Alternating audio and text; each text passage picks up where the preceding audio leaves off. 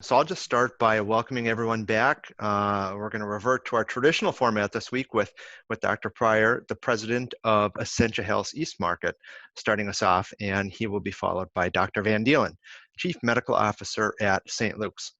After that, we'll go to questions, and I think I can finally forego those instructions. I think after 5 weeks, everyone knows how to ask a question at this point. We'll again shoot for right around 45 minutes, leaving a few minutes at the end in case any of the four doctors have a few closing thoughts they'd like to circle back to. As a reminder, we have our infectious disease specialists, Doctors Prabhu and Thompson, with us as well. So we'll shoot for about 45 minutes and try to wrap up right around 12:15. And with that, I will turn it over to Dr. Pryor. Welcome back, everyone, on this beautiful Thursday day. I'm Dr. John Pryor, president of Essentia Health's East Market. It's hard to believe this is our 7th press conference. I'd like to start by discussing measures being taken to keep patients safe at our hospitals and clinics, including emergency rooms and urgent care centers, as well as our pharmacies. This is such an important message. I can't reiterate that enough. I realize some folks are reluctant to visit us over fears of COVID-19, and I want to reassure them that both us and St. Luke's are working diligently to protect every single person that enters one of our facilities. It's vital that you get the care you need when you need it. Delaying that care and ignoring severe symptoms can be life-threatening. We have noticed that in a lot of cases, the typical number of patients we're seeing for chest pain, heart attacks, strokes has decreased in the emergency departments, and people are staying home instead of getting the care they need. And this is not good for their health. It could be, as I said, life-threatening. At Essentia, some of the steps we've taken to ensure your safety include, number one, establishing alternative patient flows so that COVID-19 patients are kept separate from others, creating negative airflow rooms, and increasing the number of air exchanges per hour to limit potential exposure to the virus, screening everyone who enters our buildings, both staff and patients, meticulously cleaning and sanitizing our rooms, and using processes aimed at killing viruses and bacteria, such as UV light technology, restricting visitors.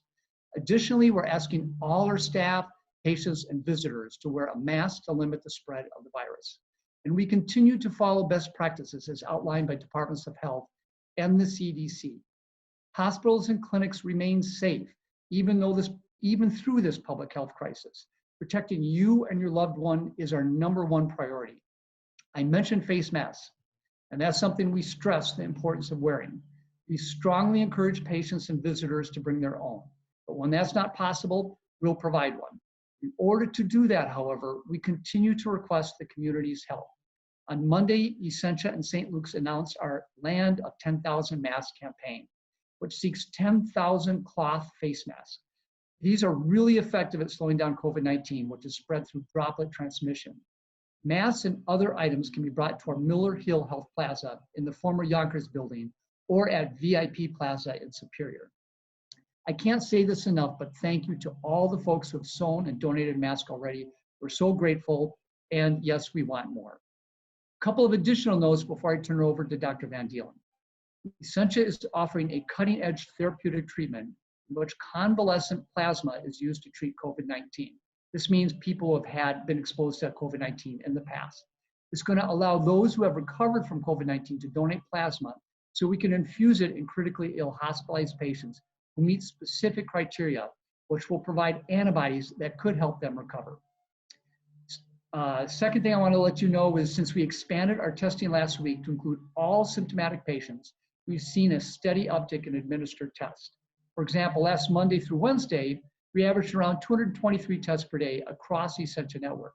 This Monday through Wednesday, we averaged 363 tests, which is a 63% increase. Finally, if you've had symptoms such as fever of more than 100 degrees, a persistent cough, shortness of breath, headache, sore throat, new loss of taste or smell, or muscle pain, we encourage you to start an e-visit, which is free for COVID patients. Go to essentiahealth.org and search e-visit. There, your symptoms will be evaluated, and if necessary, a test will be ordered. You also can call our hotline at 833-494-0836 to be evaluated. Once more, 833-494-0836. Medical order, just to remind everyone, medical order is required before you can be tested. Please just don't show up at the testing site, expect to be tested. So I thank all of you, and now I'm going to turn this over to Dr. Van Dielen. Thanks, Dr. Pryor. We're very pleased to be entering into the mask partnership with you, the 10,000 mask donation campaign. This is a great opportunity for us in the community to come together to ensure everyone is properly protected from the COVID-19 virus. If anyone would like to donate masks to St. Luke's, you can drop them off at the St. Luke's Foundation in the Northland Medical Center on St. Luke's campus. While on the topic of PPE, I'd like to note that St. Luke's patient-facing employees will soon be wearing face shields in addition to masks to ensure better protection. This is what that looks like. We believe that this is the latest recommendation from the Minnesota Department of Health and will help us protect our staff and our patients. I'd also like to add that thanks to the generosity of Northlanders, we have been able to distribute iPads to all St. Luke's inpatient units. Since we have had to limit visitors due to COVID-19, this will help patients and their loved ones stay connected. This is a great service that we are proud to be able to offer our patients and their loved ones during these difficult times. In regards to testing, we'd like to note that it's now easier than ever to get tested for COVID-19 at St. Luke's. That's thanks to the recently adjusted Minnesota Department of Health testing guidelines and their expanding capability to allow for testing of up to 20,000 people per day. Certainly aspirational, but we applaud them. Those wanting to get tested can go to the St. Luke's Respiratory Clinic near Home Furniture and Fleet Farm in Hermantown. The clinic is open 7 days a week from 8 a.m. to 5 p.m. I'm going to repeat the symptoms just so people know, but people with symptoms including sore throat, cough, headache, fever, chills, muscle pain, shortness of breath, difficulty breathing, or a new loss of taste or smell are encouraged to go to this location for an evaluation. As Dr. Pryor said, you do need to have some sort of an evaluation so the test is ordered, and that could be an e-care visit or a visit at the respiratory clinic. If a person believes they have COVID-19, they will be tested and the result will be available within 24 to 48 hours, and we will call them. No appointment is necessary. It's extremely safe to undergo this evaluation and testing. We have a great team there waiting to help you. And speaking of appointments, we'd like you to note that we have appointments at St. Luke's available both in person and online. Recently, we had a patient who reached out to us about a problem with a painful hernia and worried that we were at maximum capacity with COVID-19 cases. That is not the case. We are able to take new patients, and you shouldn't hesitate to get care that you need. We also take extra precautions to ensure that it is safe for you to come in. Don't be afraid. We're here to help you, and we want to help you. I'd also like to thank Parthay Productions and all the local TV stations for their help in getting out this important message. There's a new TV commercial airing today that features Dr. Ann Steven from Essentia and yours truly, urging Northlanders to not wait to seek care when they need it. On a slightly lighter note, and as I look out the window, the weather looks great, and it's supposed to be great this weekend. I hope you get outdoors for a walk or something else. Remember to practice appropriate social distancing, wear a mask when you're around people, and don't forget about sunscreen. Back to you, Louis. Thank you, Dr. Van Dielen, and thank you, Dr. Pryor, as well. I think we'll start things out with a question from John Lundy, who asks, the governor is expected to ease restrictions from the stay-at-home order today. From a public health perspective, is this the right time to do that? I think it's difficult to answer just in terms of a public health perspective, because there's also the economic perspective, and that feeds into health as well. So I think that governor's trying to really balance things here and do it in a very smart and strategic way. So his announcement, if I'm not mistaken, is at 2 o'clock this afternoon. I look forward to hearing what it is.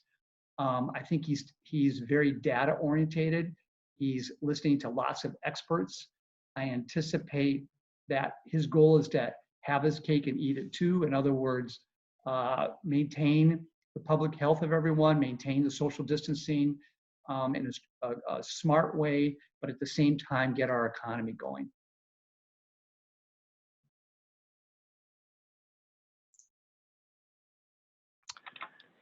I would just add, I think our organizations are like many healthcare organizations across the state that have used these past 6 weeks to do really incredible preparations. So we're at a different place than we were 6 weeks ago. And I am, while I certainly wouldn't advocate for wide open return to normal, I think that if this is done carefully, and I believe our governor is approaching it in a very careful, deliberate fashion, we will be in a better place to care for our patients as they need it.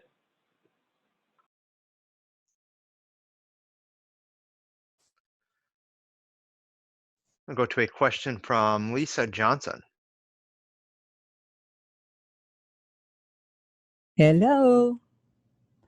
Is there audio? Yep, we can hear you, Lisa. Oh, fabulous. All right. Sorry, I'm kind of ignorant about this. By the way, no meatpacking plants in Fargo, and North Dakotans invented social distancing because everybody lives about 500 miles from everybody else. There's only about 3 people in the state, and that's how we know. My question is, the World Health Organization came out last week and said that there is no guarantee that evidence of antibodies means people cannot contract the virus again. Many or most of our decisions going forward are predicated on this antibody test telling us when we can open up again, when we can start going back to, air quotes, normal again. What does the World Health Organization's announcement of last week mean?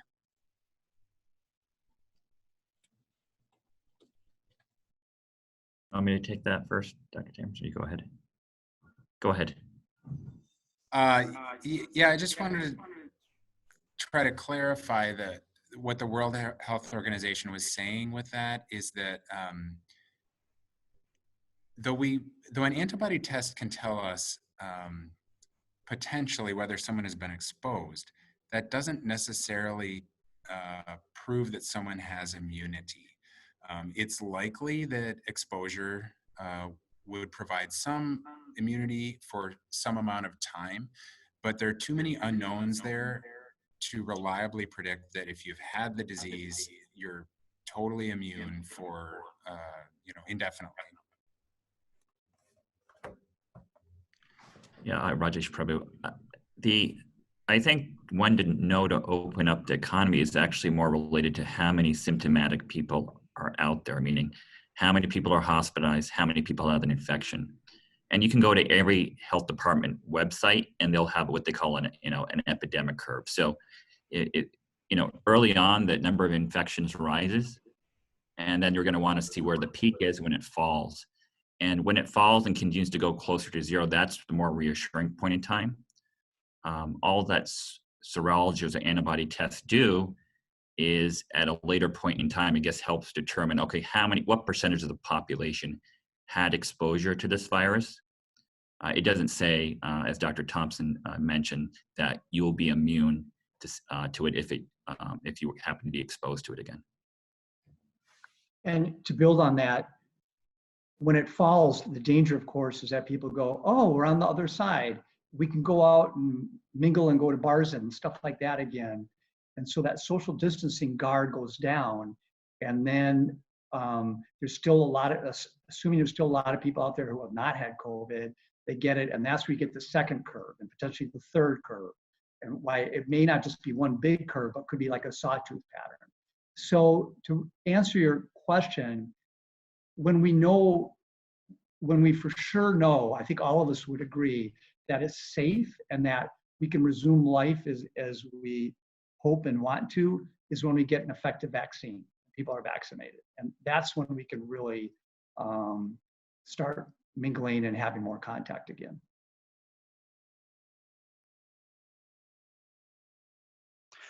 Looks like Lisa, do you have a follow-up? Yes, I do. I'm curious about your reactions to the order that meatpacking plants be opened. The thought had been in part that meatpacking plants need to be open and the factories themselves are going to take care of keeping their people safe. Well, their people are, it's kind of been identified some of these places as hotspots for COVID-19. So they're not doing that. Do we also need to be worried about food, infected food? Ew. So I guess I'm kind of curious. I'd like to have a response, your reactions to the decision to keep these plants open, and to ask you perhaps as medical ethicists, your sense of putting people in a position where they have to choose between their livelihoods and perhaps getting sick or bringing illness, maybe death, home to their families.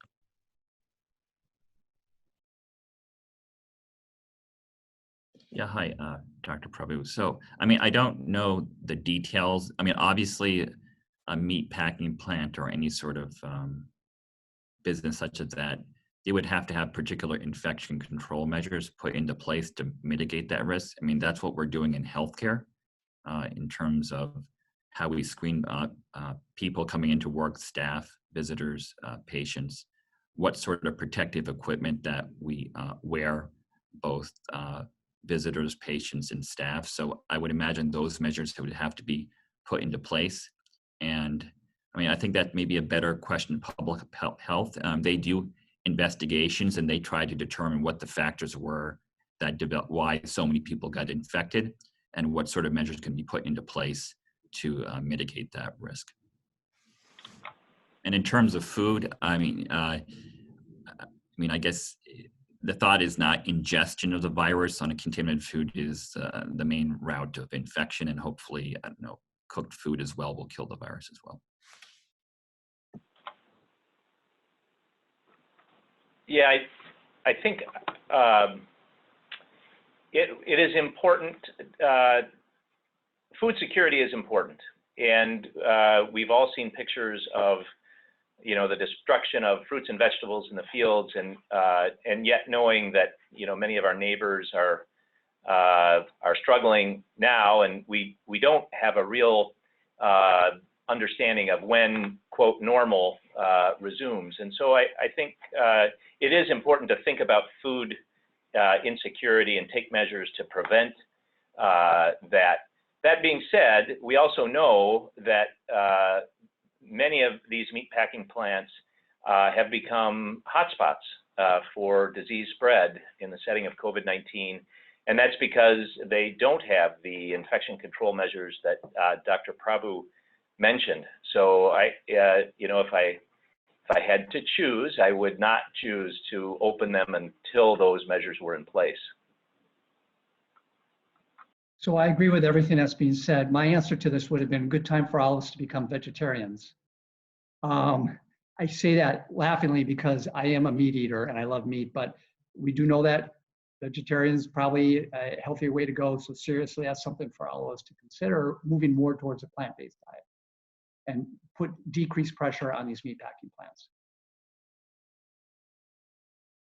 Amy from WDIO asks, can Dr. Pryor or Dr. Prabhu share more about the plasma treatment being used and how effective is it?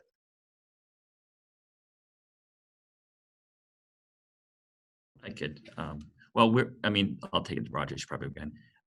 We have the ability to do that. So when we have a person that we feel it's indicated for, we will administer that. But there's really set criteria. You have to be what they say critically ill to have that done.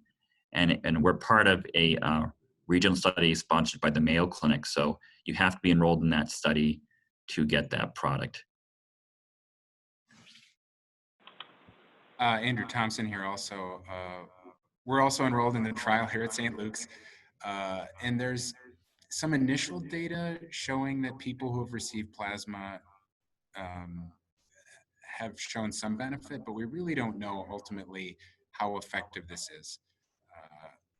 It's promising, but I think we need to learn more about it before we can conclude how good it is. And Roger's probably, and that's to build on Dr. Thompson's comment. That's why it's being done in a trial setting, so we can analyze, the first whatever hundreds of people that get it and see what the true benefit is of that. And I think it's again, as we think about regionally, how great it is to have two high-level healthcare organizations. It's offered at both places. And we've both been are part of this study, so it's just really a credit to the level of care here.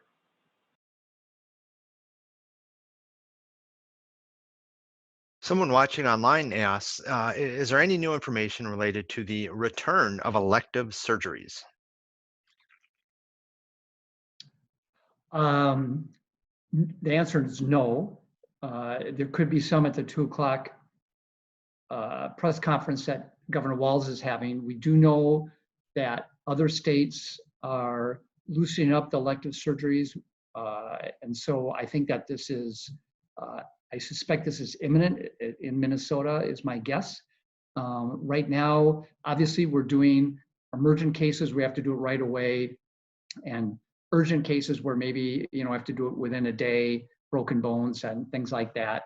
And there's time-sensitive ones where if you wait too long, there's potential of irreparable harm to the patient. So we treat those on an individual basis. And if we think that the risk of waiting is higher than the risk of getting COVID, then we will go ahead and do those cases. But purely elective cases, we're holding off on those till we get a word from the governor. And the reason why this whole thing, why we're not doing elective cases, why nobody really is right now or shouldn't be, is just to preserve the PPE. And I think that we've got new ways of recycling PPE. We're watching it carefully. And so if the governor says we can return to elective cases, we'll probably start to move towards that in a slow fashion, but always have our eye towards PPE and make sure that we're preserving it for whenever the surge is.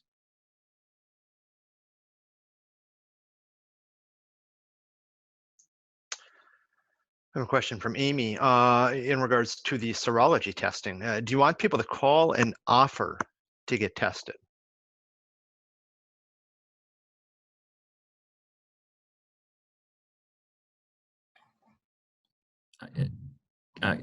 Louis, can you just repeat the question? Patients to call, and or we are supposed to call them to? No, Amy wants to know, do you want people to call and offer to be tested with the serology testing? No, I mean, I think it's more for, I can envision it for people that are out in the community and they felt that they had some really severe or illness suggestive of COVID, but at that point they did not qualify for testing based on the testing criteria. It wouldn't be unreasonable, but I don't think there's any emergency for that as long as they've completely recovered. The PCR tests aren't perfect, so I can envision a scenario is, the inpatient setting when they're in the hospital and the tests are negative and you still suspect it and they're still sick in the hospital past the 2-week mark, and that may be another opportunity to test for that. And Andrew Thompson here. I think there's going to be more to come on this. Public health agencies and other groups are studying serology, and we might know better in a few months how to use the test, who should get the test. For right now, it's really hard to give guidance on that, and I'm not recommending that anyone offer to get tested, or we're not requesting that people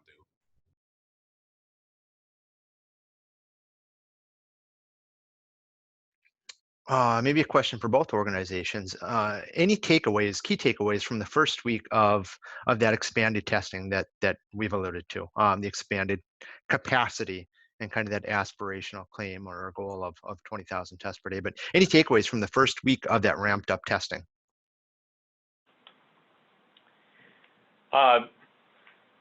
Well, we've seen increased numbers, and that's been good. That was kind of what we were hoping to see. But I would say not in the numbers that I maybe would have expected, and that may be another indicator of just the variability in presentations with COVID-19, that in fact, either there's a very low incidence in our region and or those who have it, so many are just really not even symptomatic enough to pursue testing. So it's higher numbers, but not as high as I may have expected. Yeah, Dr. Prabhu, I guess to build on Dr. Van Dielen's comments, I believe the last couple of days in this region of Duluth Superior area, and we've seen like a 50% increase at least in testing, but the percent positive has actually gone down. So before we were running like 2 to 3%, and I think the last numbers I saw in the 1% range, meaning these symptoms are so non-specific. We're testing people that are symptomatic, but we're also testing people that have, say, planned elective surgeries, except for a procedure. So and those are people without symptoms, and that's sort of a standard approach that all healthcare systems are doing. So that's probably also why you're seeing that percent positive go down. I would say, to build on Dr. Van Dielen's comments, that there's evidence in other countries like Italy and Iceland where the number of the people who test positive, so they've got the SARS-CoV-2, the virus that causes COVID-19, but close to half of them, 40 to 50% of them, are totally asymptomatic. So there's probably a lot of very asymptomatic people out there that have this virus. Hence, why again is so important, the social distancing, the wearing the masks, and just being very careful, because there's a lot of people out there that likely have it that don't even know they have it, but can spread it to you, and you can spread it to your family and friends. And it doesn't mean you're going to be asymptomatic. You could get it, and potentially very bad things happen. So be careful.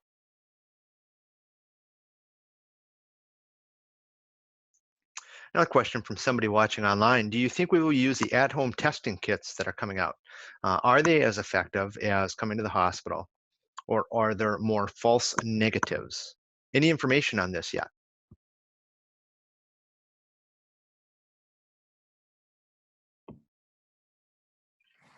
Yeah, Dr. Prabhu, some of the home test kits, what that means is, my understanding is there's a company called LabCorp that they'll ship you the test kit and sample yourself at home, and you mail it back in. So at least in our region, if we have the drive-through testing or sites, so I think you could do that and get a more reliable result per se, that because we validate our testing, that the platforms that we're using or the send out is Mayo Clinic, and they validated their test. So I don't see much of a need for that at the moment in our community. Dr. Thompson's thoughts on that. Yeah, go ahead, Andrew. I would just add that there are a lot of companies that are offering tests.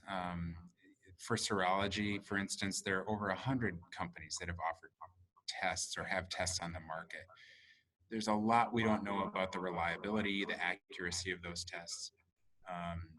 There might be a potential to do home testing with saliva or nasal swabs or other things. But I would basically agree with Dr. Prabhu in that if you want a reliable test, you should come to one of our facilities, because these are validated. We've checked the process, and we trust the result. Yeah, I think just to build on that, the risk is that you do one of these tests that you receive in the mail, where we don't understand the test characteristics. Although at least the one I know of is an antigen test. It is it is not as sensitive as the tests that we're doing for sure. And especially when we have so little disease around, you can't, and it's a statistical explanation that I won't go into, but you are challenged to trust the result that you get.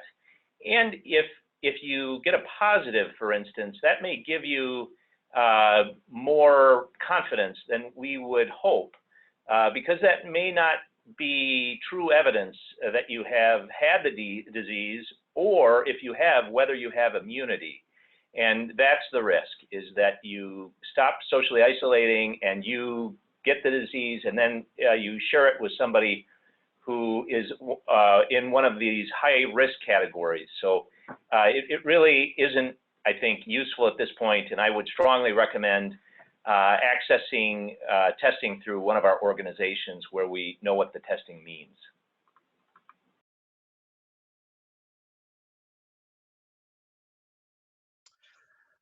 Well, I don't see any other hands up or questions in the Q&A function here at the bottom. Maybe we could give it a few moments. Otherwise, we can get out of here earlier and heed some of the advice given to get outside and go for a walk. And, looks like somebody is gonna, we got one more question here. Is the volume of patients who are hospitalized still low?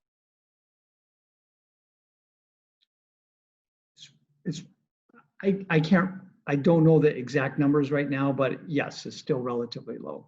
We're still in the early phases. Yes, low numbers. Well, with that, I think we will cut out a little bit earlier, no questions. And so again, thank you to everybody who has joined us today. We'll plan on the same time next week. And thank you to the doctors who, again, take time out of their busy days to answer these questions and chat with us for a little bit. So thank you, everybody, and we will see you again next week.